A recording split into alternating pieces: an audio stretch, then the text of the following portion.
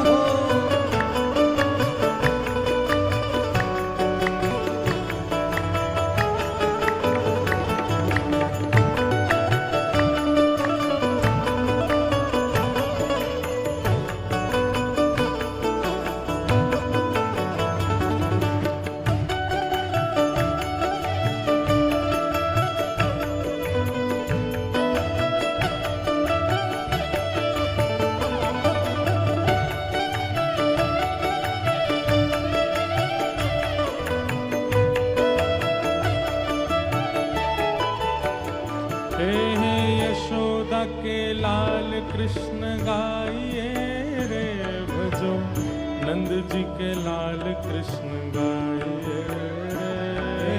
यशोदा के लाल कृष्ण गाइए रे भजो, नंद जी के लाल कृष्ण गाइए। यशोदा के लाल कृष्ण गाइए रे भजो, नंद जी के लाल कृष्ण गाइए रे। यशोदा के लाल कृष्ण गाइए रे भजो, नंद जी के लाल कृष्ण गाइए। दाऊ जी के भैया कृष्ण गाइए रे भजो, ब्रज के गोपाल कृष्ण गाइए रे।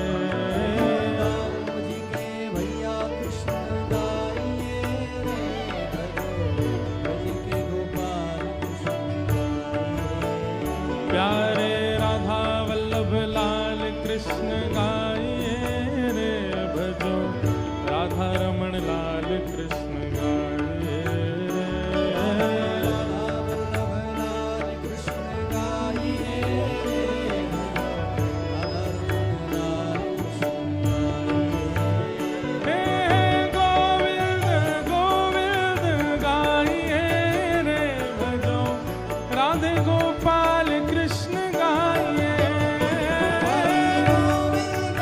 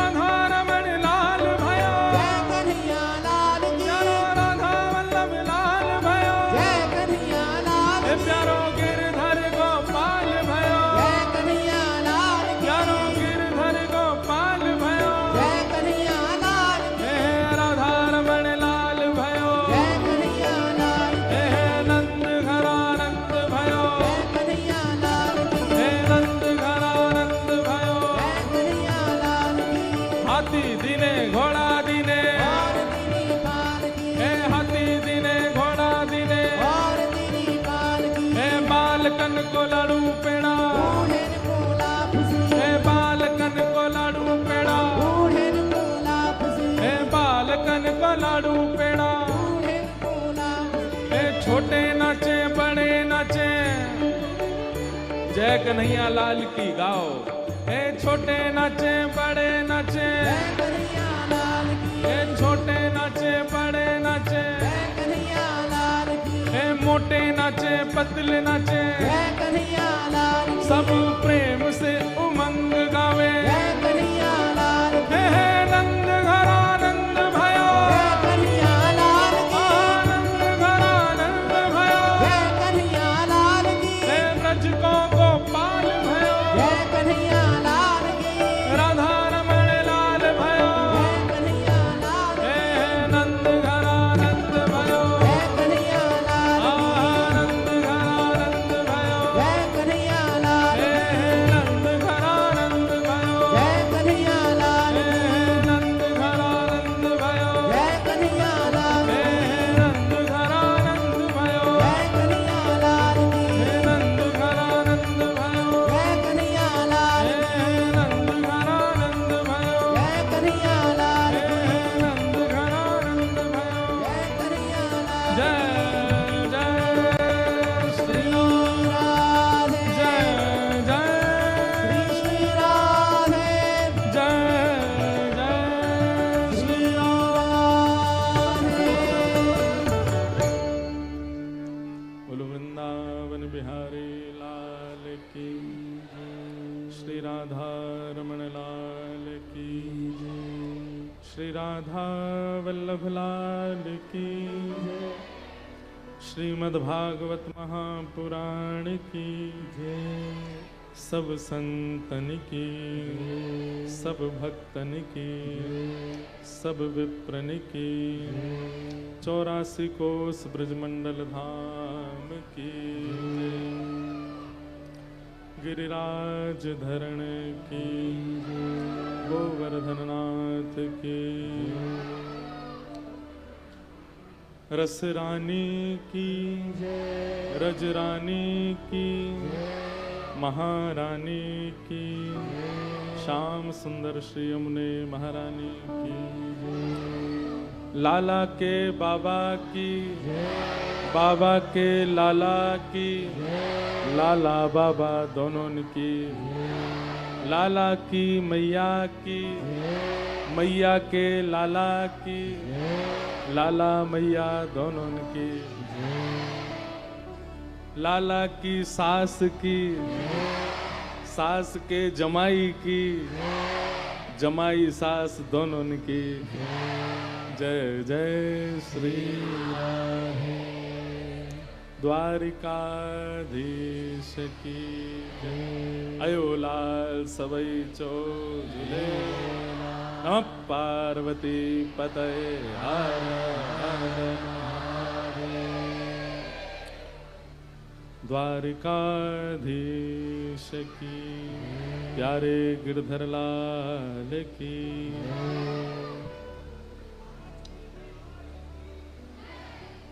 परम मंगल में प्रात प्रकलेश्वर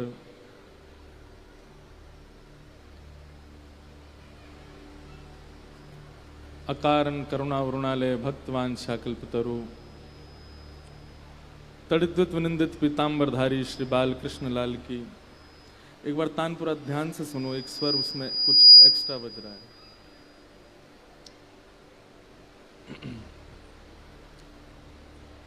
ठाकुर जी की महती कृपा से हम आप सब लोग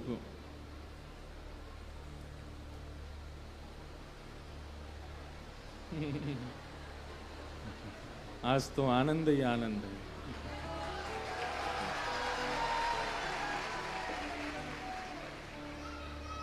कल तो ठाकुर जी का जन्मोत्सव था इसलिए वर्षा हुई। आज गोवर्धन उत्सव है इसलिए हो रही है।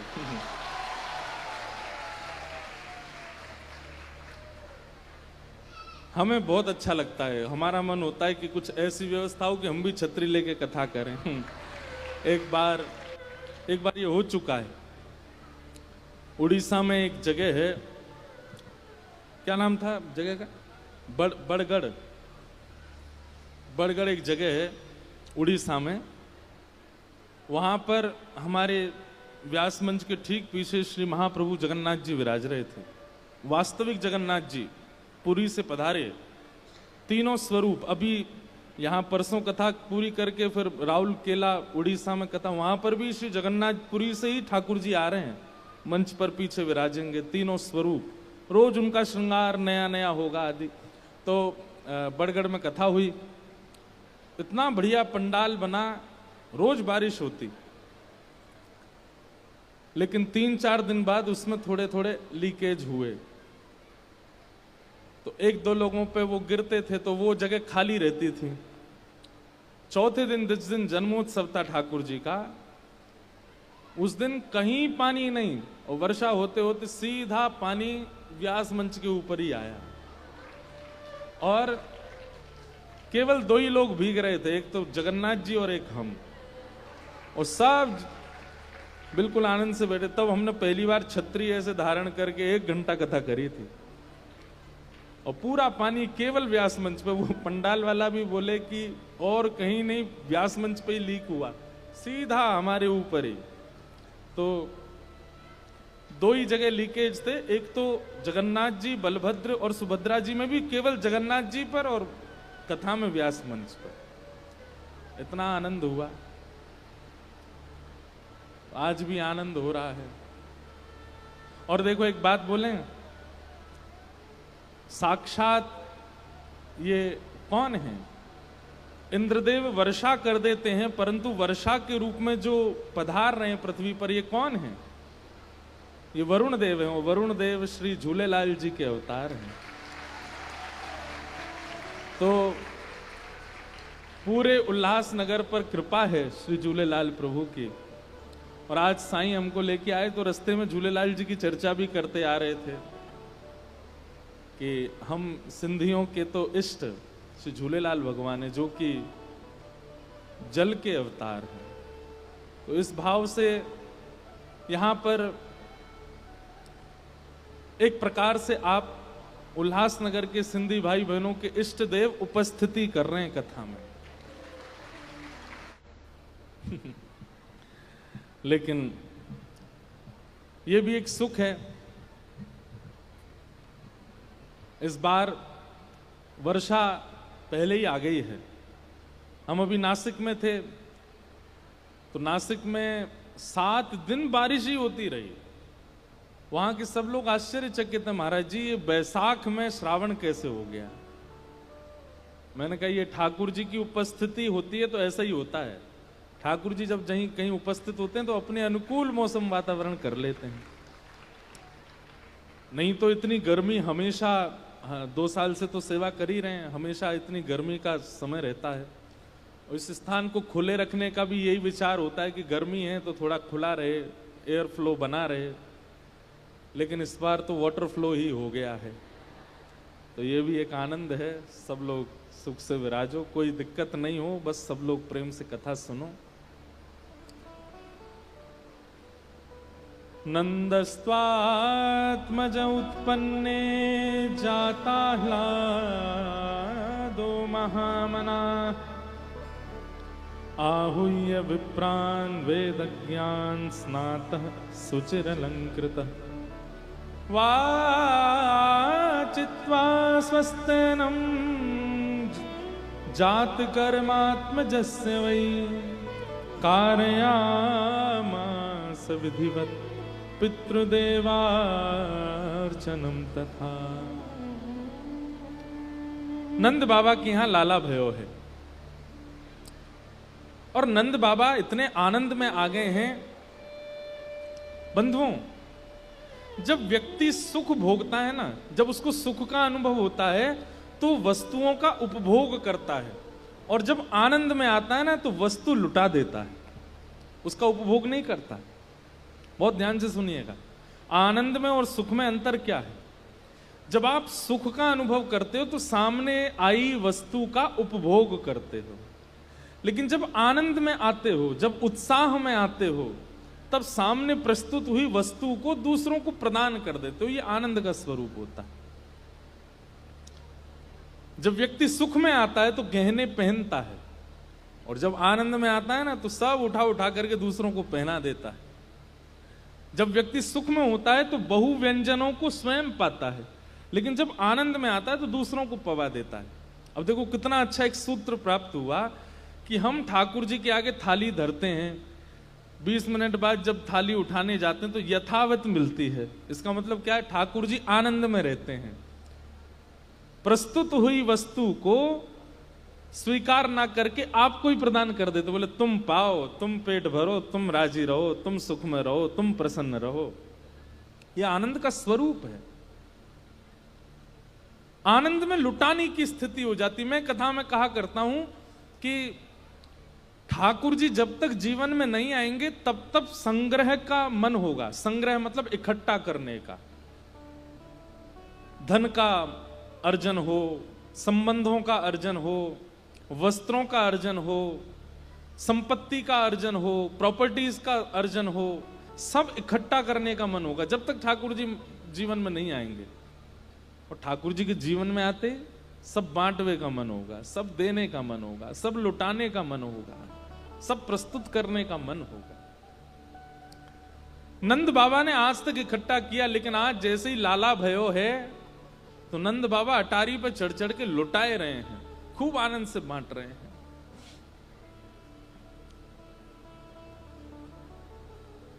सबसे पहला काम क्या हुआ? ठाकुर जी के प्रकट होते ही नंद बाबा ने सबसे पहला क्या करवाया? बोले बंधन बार बंधवा करके और चौक पुरवा करके और सबसे पहले ब्राह्मणों को बुला करके स्वस्ति वाचन करवाया। सबसे पहले ब्राह्मणों को प्रवेश करवाया नंद भवन में, और नंद भवन के द्वार पर जाकर के ब्राह्मणों ने लाला को आशीष दिया। ऐसा कह दें तो कोई अतिशयोक्ति नहीं, देवी देवता गंधर्व सब लाइन में खड़े हैं ठाकुर जी को देखने को, लेकिन सबसे पहले नंद बाबा ने विप्रों को बुलाया और विप्रों को दर्शन कराया।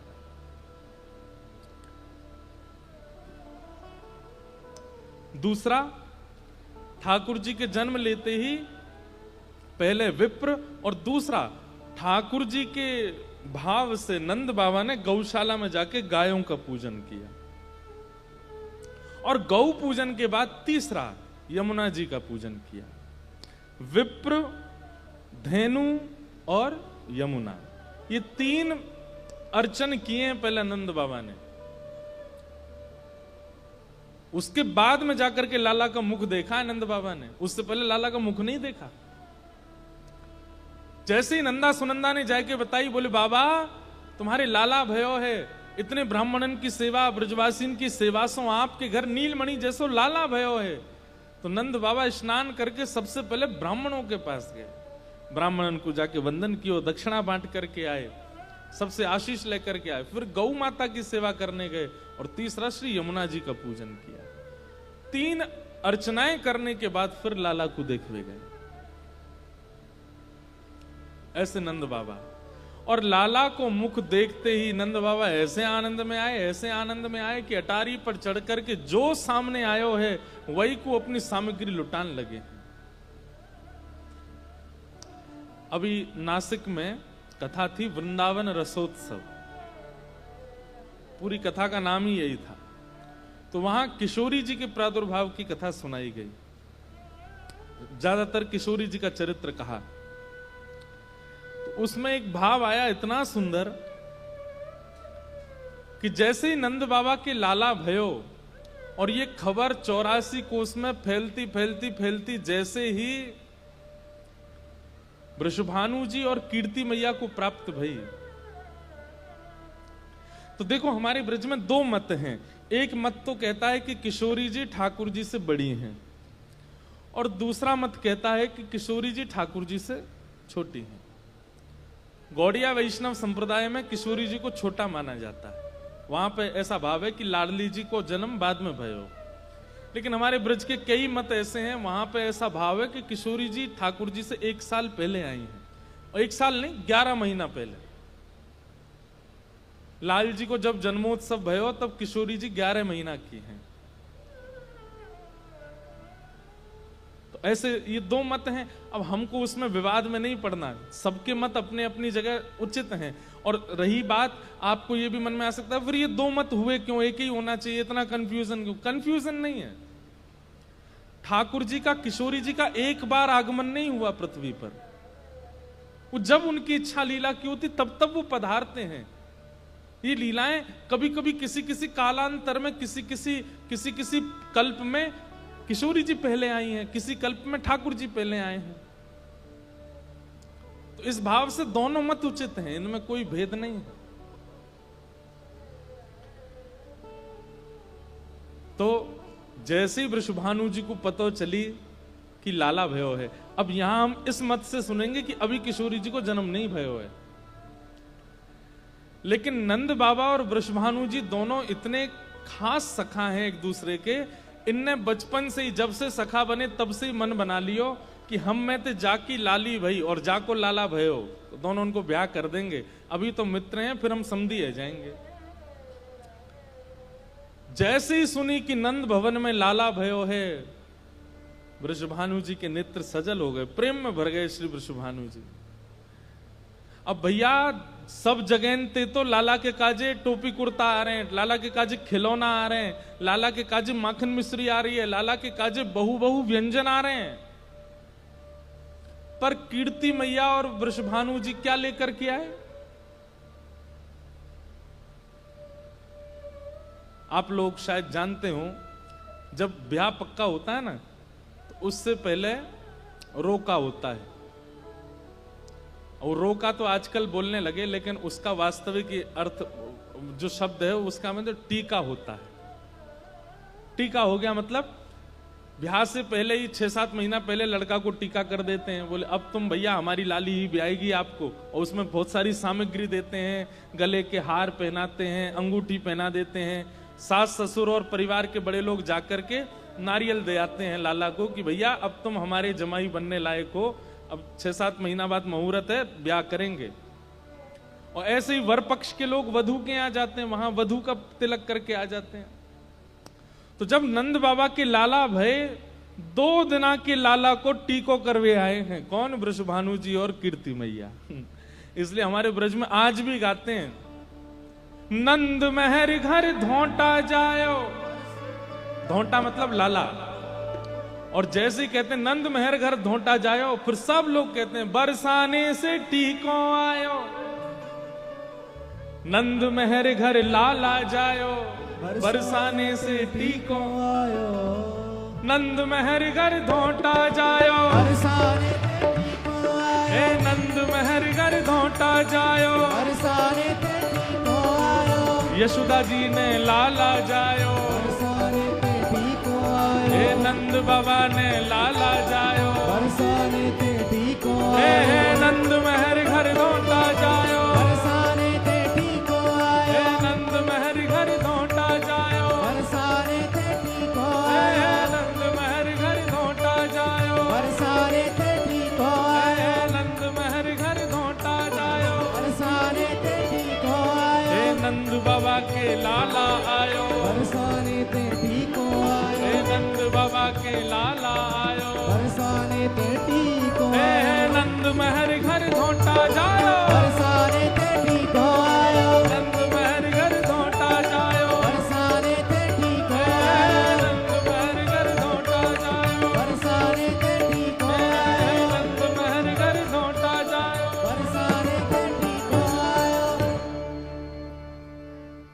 ऐसा कभी सुनो है आपने कि महाराज सब वर वधु पक्ष के लोग, लड़की वाले लोग टीको लेकर के जा रहे हैं, रोका करवे जा रहे हैं दुल्हा को? तो सबसे पहले आश्चर्य की बात क्या है? सबसे पहले आश्चर्य की बात तो यह कि दुल्हा राजा 2 ही दिन के हैं, अभी 2 दिन पहले जन्म भयो है। और दूसरे आश्चर्य की बात क्या? बोले दूसरे आश्चर्य की बात कि लाली को जन्म ही ना भयो अभी तक। वहां से पहले तो टीको है गो ठाकुर जी को।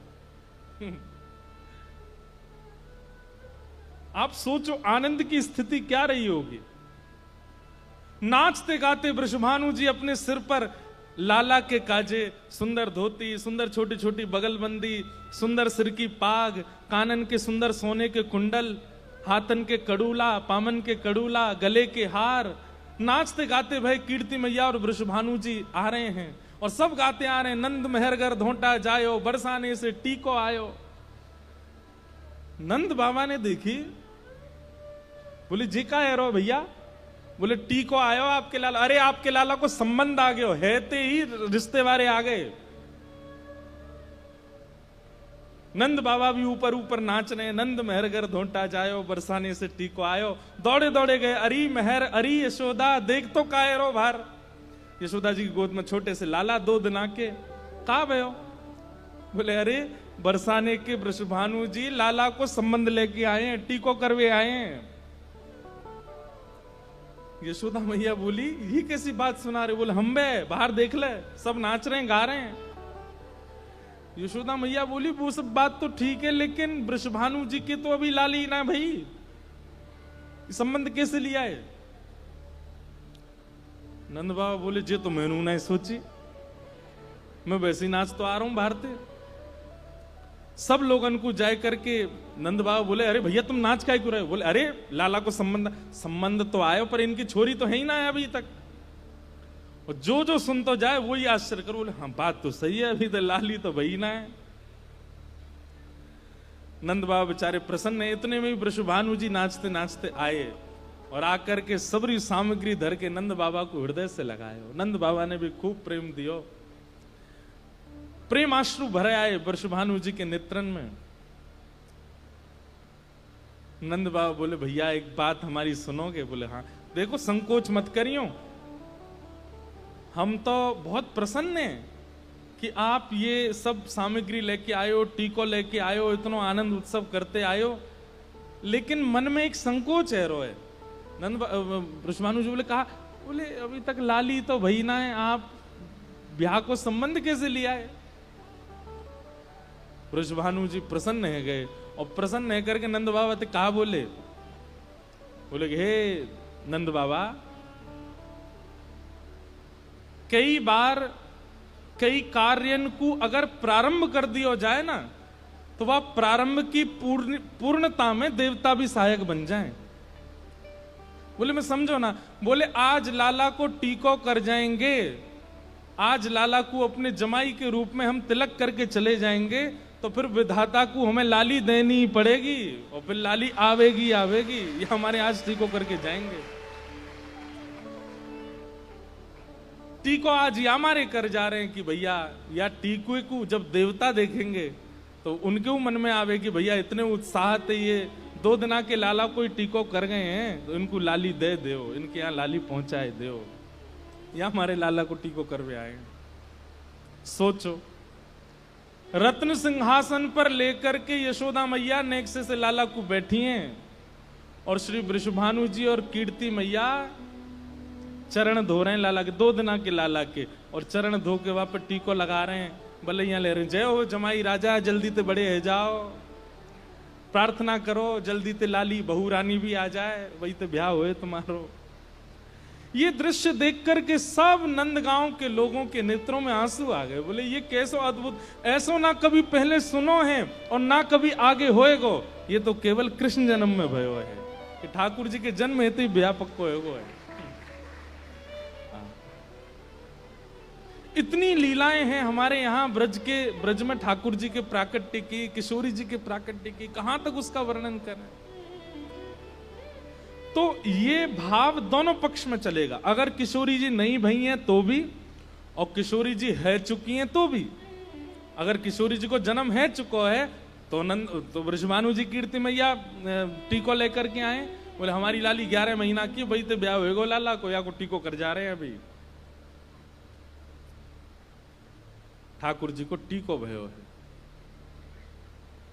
सब ब्रजवासी आनंद में गा रहे हैं, झूम रहे हैं, उत्सव मना रहे हैं।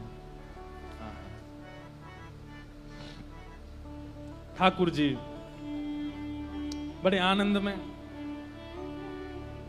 छठी उत्सव है रो ठाकुर जी को 6 दिना के लाला है गए, और जैसे ही ठाकुर जी 6 दिना के भये, पूतना नाम की राक्षसी आई, और वह पूतना नाम की राक्षसी अपने पयोधर में विष लगा के आई। हम अपनी कथा में एक बात कहा करते हैं कि भक्ति मार्ग में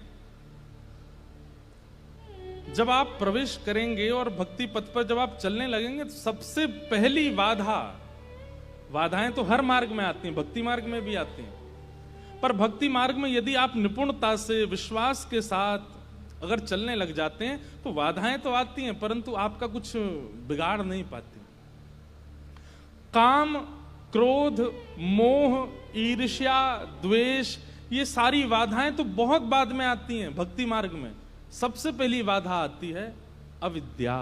अविद्या का मतलब क्या है? अज्ञान। और ये अविद्या, अज्ञान कई रूपों में आ जाता है। अविद्या अज्ञान का पहला रूप क्या है?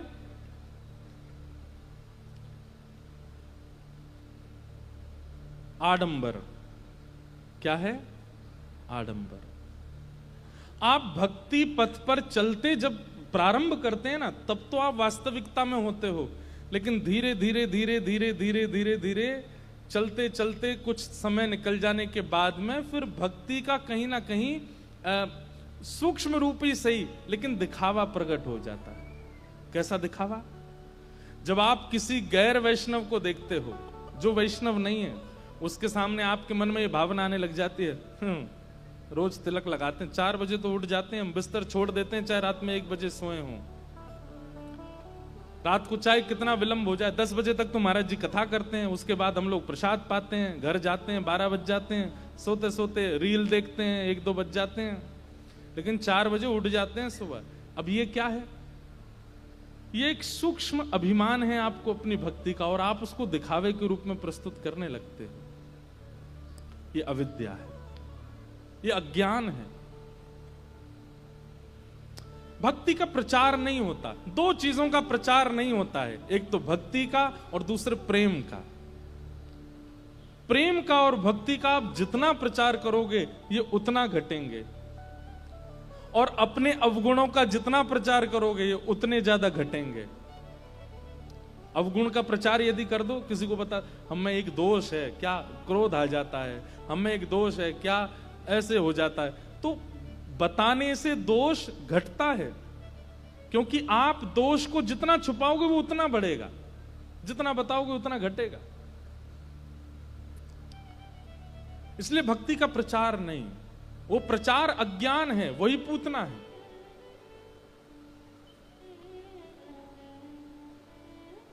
अविद्या का दूसरा नाम क्या है? आकर्षण। कई बार आप अपने भजन से, अपने नाम जप से, अपनी दिनचर्याओं से, अपनी सेवा से आपका ये रुझान नहीं रहता कि ठाकुर जी प्रसन्न हो, ये रुझान हो जाता है कि ये लोग आकर्षित हों। कई बार हमारी भक्ति में ये दोष आ जाता है। प्रारंभ तो इस भाव से किया था कि हमारे ठाकुर जी को राजी लगे, हमारे ठाकुर जी को अच्छा लगे, हमारे ठाकुर जी को सुख पहुंचे, लेकिन कुछ समय बाद ऐसा भाव आने लगता है ठाकुर जी के सुख का विचार नहीं करते हैं। फिर क्या देखते हैं? इनको भा जाए, ये लोग देखने आएंगे, ये लोग आकर्षित हो जाएं, ये लोग आकृष्ट हो जाएं, इनको अच्छा लगे। ये भक्ति में एक दोष है। आप प्रारंभ में सेवा करते थे, ये सब अनुभव किया है, हमने भी अपनी लाल जी की सेवा में अनुभव किया है और फिर सुधार भी किया है। प्रारंभ में सेवा में क्या लगता है? ठाकुर जी को सुख पहुंचे, ऐसे वस्त्र पहनाओ, ऐसे भोग लगाओ, और ये चिंता लगी रहती है, इनको अच्छा तो लग रहा होगा ना, इनको कष्ट तो नहीं हो रहा होगा, ये सुखी तो होंगे ना, ये हमारी सेवा से प्रसन्न तो है ना। लेकिन कुछ दिन बाद हम ठाकुर जी के सुख का विचार करना बंद कर देते हैं। फिर हम क्या सोचते हैं? अरे 5 लोग दर्शन करने वाले आने वाले हैं, ऐसा सजाओ ठाकुर जी को, ये पहना दो। नहीं पहन रहे, जबरदस्ती पहनाओ, क्योंकि ठाकुर जी के सुख का विचार नहीं, दूसरों के सुख का विचार। पहले तो आप ठाकुर जी को प्रिय लगने वाली वस्तु देते थे, अब आपकी जीव का जो मन होता है वो ठाकुर जी के लिए बना देते हो। आज हमारा छोले भटूरे का मन है, बनाओ, भोग लगाओ ठाकुर जी को। ये अविद्या है, ये आपको पता नहीं चलता है, लेकिन ये प्रारंभिक बाधा यहीं से शुरू होती है भक्ति में। यही पूतना है। ठाकुर जी के गोकुल में जन्म लेते 6 दिन के अंदर पूतना आ गई। हमारे आचार्य चरणों ने पूतना को भक्ति में आई हुई दोष के रूप में बताया। सावधान रहिएगा इससे, क्योंकि इसको जब आप बहुत लाइटली ले लेते हो ना, तो फिर काम का आना स्वाभाविक हो जाता है, क्रोध का आना स्वाभाविक। अरे एक राह निकल जाए तो उस राह, घर में एक छेद हो जाए अगर धरती में, तो वहां से चींटियां भी आने लग जाती हैं, वहां से कॉकरोच भी घुस आते हैं, वहां से छिपकली भी आ जाती है। छिपकली तो कहीं से भी आ जाती है, वहां से कीड़े मकोड़े भी घुसने शुरू कर। एक छेद की आवश्यकता होती है, और फिर वो एक छिद्र से अनेक हो जाते हैं, चूहे भी आ जाते हैं। अभी हमारी कहीं कथा थी, वहां एक चूहा घुसे आया कमरे में। मैंने कहा यार चूहा तो बहुत तेज दौड़ता है, ये तो बहुत धीरे दौड़ रहा है। बाद में पता चला वो चूहा नहीं था, चकचूदर थी। उसकी ऐसे मुंह लंबा होता आगे। मैं कहूं, मैंने कि यार ये काटता तो नहीं है, तो हमारे एक पंडित जी बोले ये इसका यही काम है कि ये यहीं काटता है। मैंने कहा ये नई बात सुनी हमने। बोले रात में आप सो जाओगे तो पैरों को ऐसे ऐसे काटेगा। 7 दिन सो ही नहीं पाया। मेरे को जब भी पैर में रजाई छुए तो मुझे लगे काट तो नहीं रहा। तो भाव आया कि घर में एक छिद्र, और जबकि नया घर था जिसमें हम रुके, ज्यादा पुराना नहीं था, उसमें भी घुसे आए। तब ये सूत्र मिला कि भाई एक छेद अगर कहीं हो जाए, कहीं पर एक रास्ता बन जाए, तो वहां से कई जीव घर में घुसने लग जाते हैं। ठीक वैसे ही भक्ति में अविद्या, अविद्या के जो जो रूप हमने बताए, ये क्या है? ये छोटे छोटे छिद्र हैं, यहीं से काम प्रविष्ट कर जाएगा। इनको अगर समय पर बंद नहीं किया तो किन किन चीजों में सावधानी रखनी है, दोबारा सुनो। सबसे पहला, अपनी भक्ति का अभिमान नहीं करना है। अपनी भक्ति में गर्विष्ठता नहीं लानी है कि हम तो तिलक लगाते हैं, हम तो कंठी पहनते हैं, हम तो धोती पहनते हैं, हम तो कथा सुनते हैं, ये क्या, ये तो ऐसे ही है। ऐसा नहीं। और कई बार भक्तों में भी होड़ हो जाती है, ये ज्यादा नाम जप करते हैं कि हम ज्यादा, ये सब भक्ति के प्रारंभिक दोष हैं, ये नहीं करना। दूसरा, भक्ति में आकर्षण की स्थिति हो जाती है कि इनको रिझाने के लिए, उनको रिझाने के लिए, इनको बताने के लिए, उनको दिखाने के लिए हम भक्ति भजन करने लगते हैं। और तीसरा दोष, अपनी वास्तविकताओं को छुपाने लग जाते हैं, और जो वास्तविकता नहीं है वो प्रदर्शन दिखाने लग जाते हैं। वास्तविकता में तो हम बहुत क्रोधी हैं, पर दुनिया के सामने बहुत सरल सीधा स्वभाव है इनका। ये तो बहुत सीधे, हंसते ही रहते हैं बेचारे, कुछ नहीं बोलते कभी भी। घर वाले कहते हैं अंदर की कौन जाने, थालियों को पटकते रहते हैं, इतना आवाज करते हैं, चिल्लाते हैं। अति भक्ति चोरे लक्षण, हैं कुछ पर दिखाते कुछ। ये भी पूतना का स्वरूप है, अविद्या है। इन सबसे सावधान रहिएगा। 6 दिन के ठाकुर जी हुए, पूतना आई, और जैसी पूतना आई रूप बदल करके आई, परम सुंदरी बन करके आई। पूतना के रूप को देख करके सब ब्रजवासी कहने लगे, ओ भैया ये तो साक्षात लक्ष्मी आई लगे। उसके रूप और उसके वस्त्रों को देख करके यशोदा मैया को भी विश्वास हो गया कि कोई अच्छे घर की होगी। और मैया ने बिना कुछ पूछे अपने लाला गोद में दे दिए।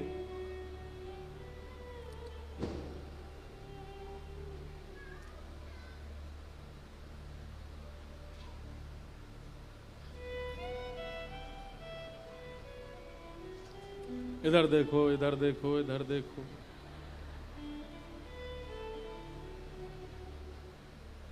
आज तो गिरिराज जी उठाने ही पड़ेंगे, लाला है।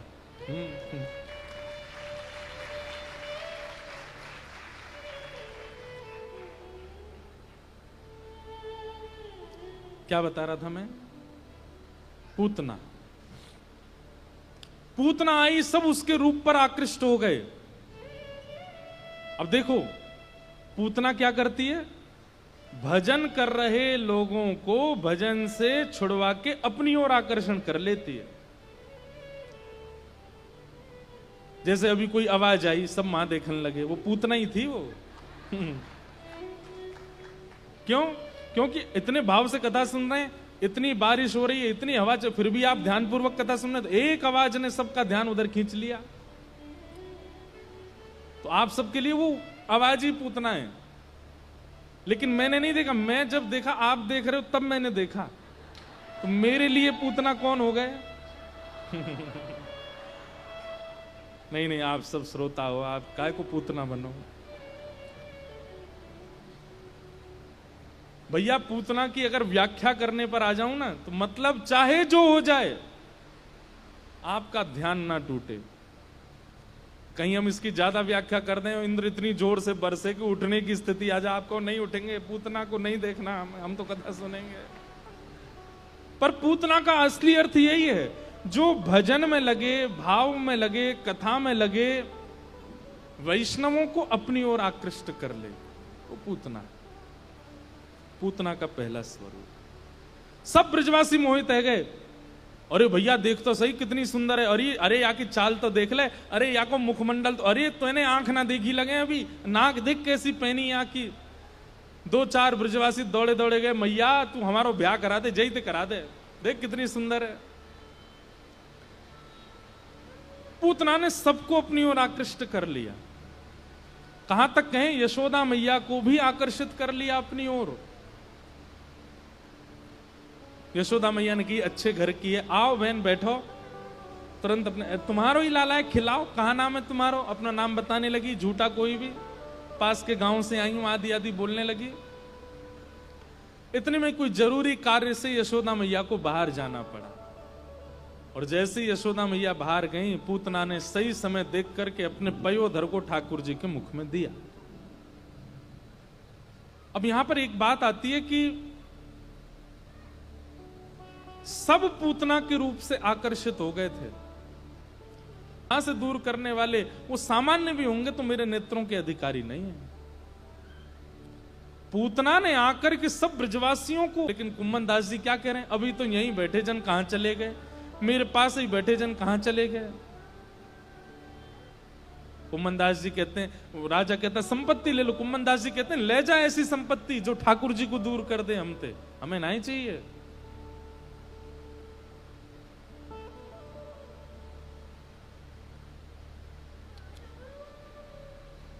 एक बात बताएं, सूरदास जी ने बहुत अच्छी बात लिखी और हम हर कथा में गाते हैं, जाके संग कुमति उपजत है, जाके संग कुमति उपजत है, पड़त भजन में भंग, हाँ पड़त भजन में भंग। तजोरे मन। आपकी मालाएं कम हो रही हैं, उसका त्याग कीजिए, जिसके कारण आपका भजन में बाधा हो रही है, सेवा नहीं कर पा रहे। अरे अब आप एक बूंद जहर भी है, आप उसको कैसे छोड़ दो? अरे छोड़ना दूर, आप किसी और को खाने भी नहीं दोगे, सीधे डस्टबिन में फेंक के आओगे, ये इसको कोई ना खावे। ठीक वैसे ही आपके संबंध वाला व्यक्ति रूपवान है, संपत्तिवान है, आप व्यक्ति रूपवान है, संपत्तिवान है, आपकी बहुत सहायता करता है, आपके संग रहता है, आपके संग घूमता है, आपको जो त्यजो तजोरे मन, तजोरे मन हरि विमुख, जिनका त्याग नहीं कर सकते। प्रहलाद जी ने भी तो त्याग नहीं किया अपने पिता का, वो तो ठाकुर जी ने आकर के ही वध किया, तो बात अलग है। ऐसी स्थिति में क्या करें? मन में स्थान मत दीजिए, मन से त्याग कर दो। अपने तन के कर्तव्यों का निर्वहन कर लीजिए। संबंध में अब वो कोई भी हो सकता है। अब कई लोग ऐसे यहां बैठे हैं जो मन में कभी उनको स्थान मत दीजिए। तजोरे मन हरि विमुखन को संग, जाके संग कुमति उपजत है, पड़त भजन में भंग। तजोरे मन हरि विमुख। और सबसे बड़ी बात, वो भले ही दोषी है, वो भले ही क्रोधी है, वो भले ही जैसा भी है, जिसके भी बारे में आप सोच रहे हैं, उसके अवगुणों से भजन पर प्रभाव नहीं पड़ा हो तो त्याग नहीं करना है। लेकिन आपके भजन में बाधा आ रही है, आपकी कथा में बाधा आ रही है, आपके धाम में बाधा आ रही है, आपके गुरु निष्ठा में बाधा आ रही है, त्यागिए उसको, वो आवश्यक नहीं है। और कई बार ना त्याग से ही ठाकुर अपनी नींदें छोड़ देते हैं, अपने भोजन की व्यवस्था बदल देते हैं। क्यों? बच्चों को जैसा अच्छा लगे वैसे हम रहेंगे। इधर देखो, बच्चों को जैसे अच्छा लगे वैसे हम रहेंगे। कई माता पिताओं को रात में गहरी नींद में सोने की आदत है, लेकिन बालक जब हो जाते हैं रात में रोने वाले, बेचारे रात रात भर जगते हैं, उसको सुलाते हैं, उसकी सेवा करते हैं, उसको दिक्कत नहीं हो ऐसा ध्यान रखते हैं। कई बार बालक बड़े हो जाते हैं, भोजन नहीं करते, तो बिना मिर्च का नमक का भोजन पिताजी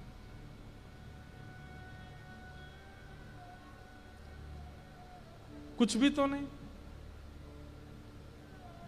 आज भी एक प्रश्न मुझे आया कि मॉडर्न लाइफ को, भक्ति लाइफ को कैसे मैनेज करें, क्यों करना है?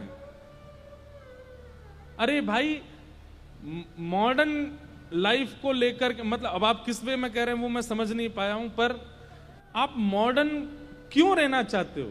हम आपको उदाहरण के रूप में चल जाए कि मैं सौभाग्यवती हूं तो सिंदूर नहीं लगाया, पति को कितना बुरा लगेगा ये बात पता चल जाए तो। ऐसे ठाकुर जी को कितना कष्ट होता होगा कि जब आप लोग किसी सभा में जाने के लिए अपने भक्ति भेष का त्याग कर देते हो।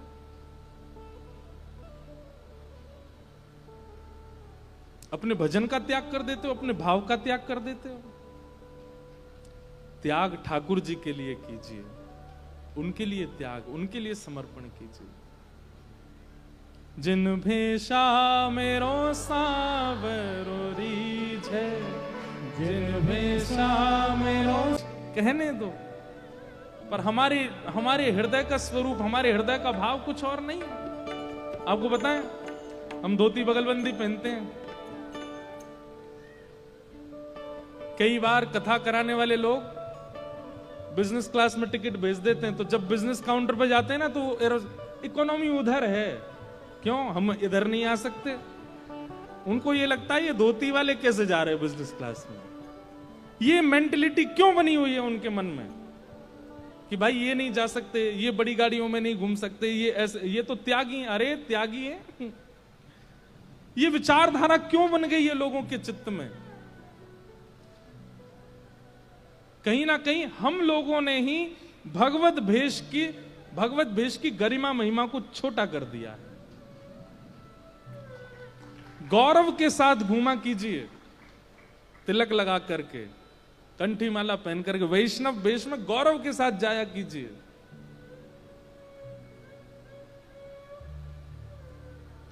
अब तो लोग पहचानने लगे तो कहीं पे ऐसी दिक्कत नहीं होती, पहले बहुत होती थी जब लोग जानते नहीं थे ना, तब तो वैष्णव वेश धारण करने में।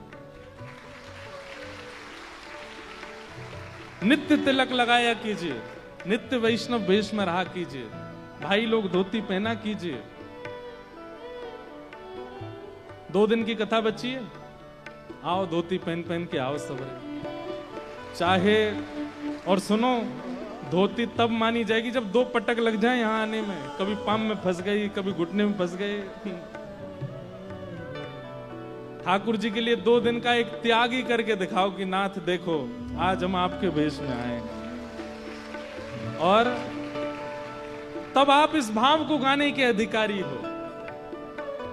जिन भेषा मेरो सावरी हो, मैं तो सोई भेष धरूं, हाँ मैं तो सोई भेष धरूंगी, हो मैं तो सोई भेष धरूंगी। अरे हाँ मैं बैरागन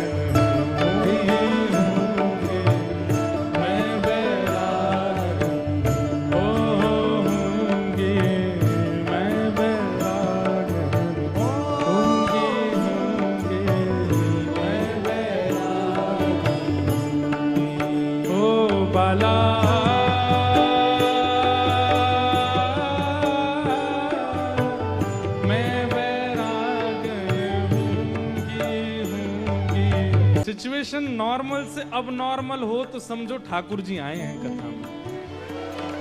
तो ये जब जब पद प्रकट हुआ है यहाँ उल्लासनगर के बसंत शाह दरबार में, तब तब कुछ अब नॉर्मल ही रहा है। इसका मतलब है ठाकुर जी उपस्थित हैं। जिन भेषा मेरो सावरो रीझ, जिन भेषा मेरो सावरो रीझ, जिन भेषा राधा रमण जूरीझ, जिन भेषा आहा हूँगी मैं बैराग हूँगी गाओ ओ बाला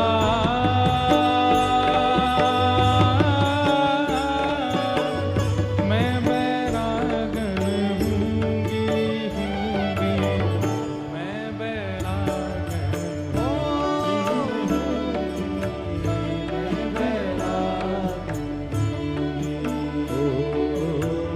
कहो तो कुसुमल साड़ी रंगा, कहो तो कुसुमल साड़ी रंगा, कहो तो कुसुमल साड़ी रंगा, कहो तो कुसुमल साड़ी रंगा, कहो तो भगवा भेष,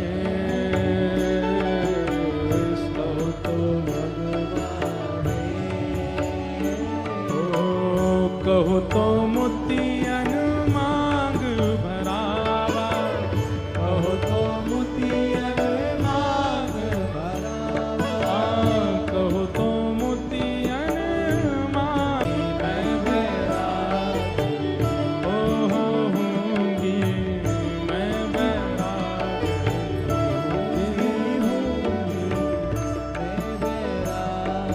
बोलो वृंदावन बिहारी लाल की।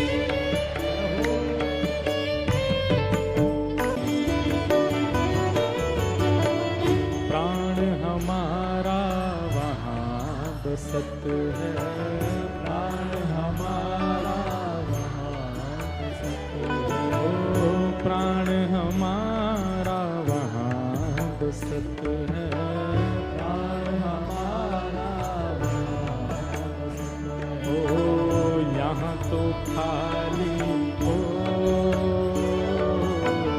यहाँ तो खाली हो, यहाँ तो खाली हो,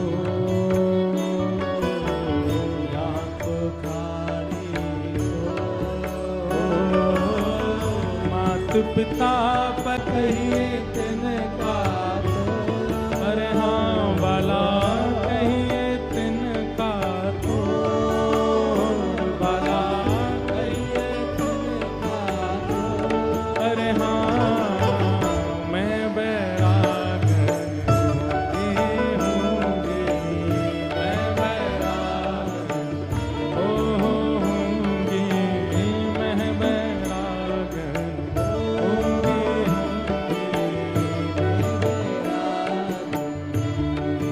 ओ बाला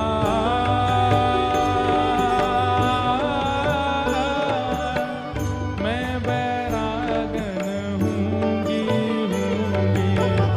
मैं बैरागन हूँगी मैं बैराग आहा हूँगी मैं बैरागन हूँगी ये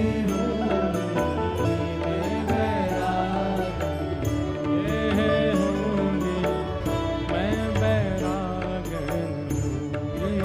हूँगी मैं बैराग।